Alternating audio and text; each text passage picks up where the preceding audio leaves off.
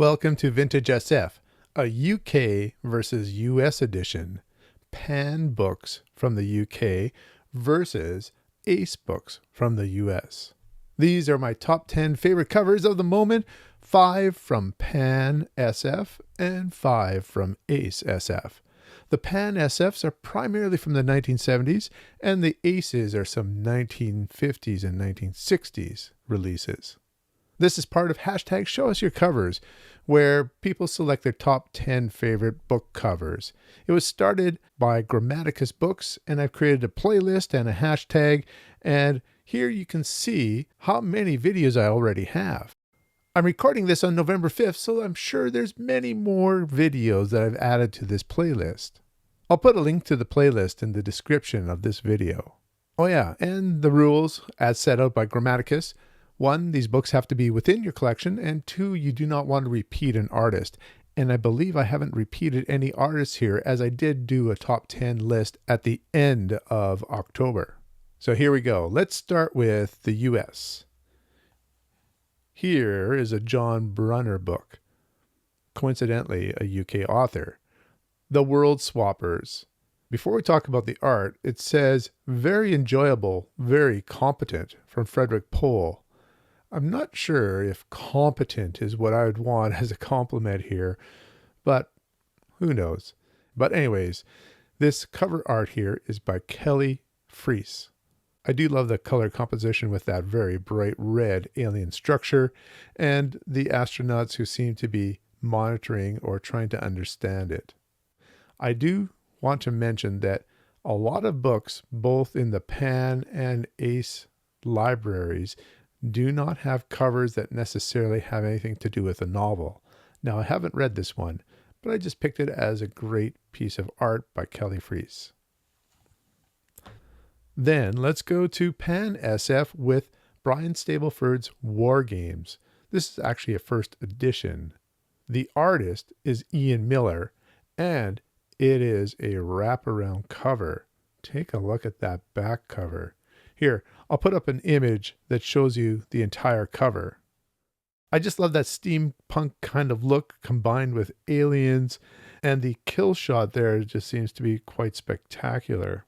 Gives you a real gritty feel for what must be a war novel. On the back it says, the humans and the Veitch have been at war now for 600 years, since the 22nd century in terms of the Earth's calendar. Its beginnings had been forgotten, and there seemed no prospect of an end. All right, the second U.S. artist I'm going to show you. I know that this artist has done some comic book work, but this is a gorgeous cover from Gray Morrow. Roger Zelazny's This Immortal. I do love covers that have a predominant color, and you can see the red and a little bit of yellow in here. He was an enigma to Earthmen and star beings alike. This Immortal, winner of the Hugo Award for Best Science Fiction Novel of the Year. How about a UK novel with a predominant color? Well, here we go. The Deep Range by Arthur C. Clarke. I do love the predominant green in this one here. The artist is David Bergen. Back to the US. One of the things that Ace Books is also known for, besides artwork that may not match the interior story, is retitling stories. You may have known it as Foundation and Empire, but it was retitled The Man Who Upset the Universe. This might be the best Foundation book, as it is the story of the mule.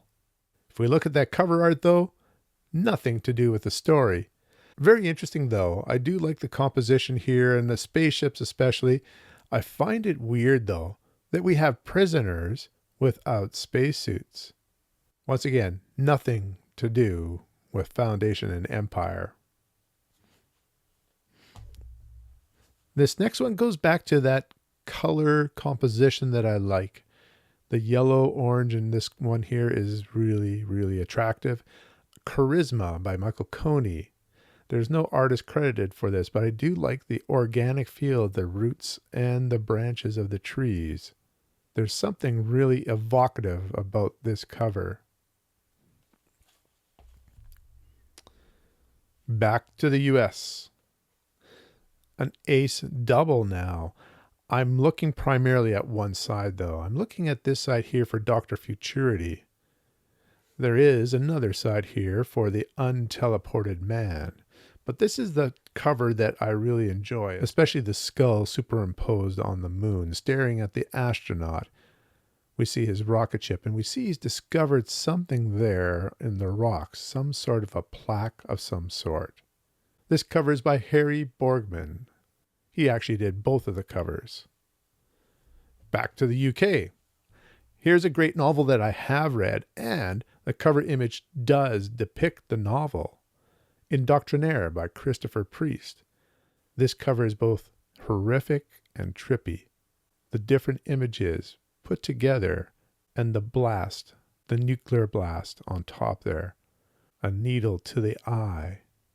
Imprisoned, the man falling, and the scream, the silent scream. This amazing cover by Jeff Taylor. Back to the US, and I'm going to cheat a little bit here. This cover is by Jack Gaughan. He is a very popular artist within Ace and within magazines, and he produced the covers for Edmund Hamilton's Starwolf series. These are actually first books within the series. I think it's easier if I just put the picture up. A great new galactic adventure series, Morgan Chain, the Starwolf, battles pirates and hostile space cruisers to find the secret of the Dark Nebula. As you can see, there's a burst of color in these covers, and we have our heroes or antagonists silhouetted against those colorful backgrounds. It just screams adventure. And these are the first prints of these novels. And the last one from the UK. This is one of my favorite story collections. It's from Bob Shaw, and it's called Cosmic Kaleidoscope. Once again, this cover image has nothing to do with the stories inside, but just take a look at this futuristic wreckage of technology. The art is by Colin Hay. I would love to have a poster of this in my room. So there we've had some art from both the UK and the US. Do you have any observations? Is there an art style that you prefer? Which was your favorite? Let me know in the comments below. Until next time, keep reading.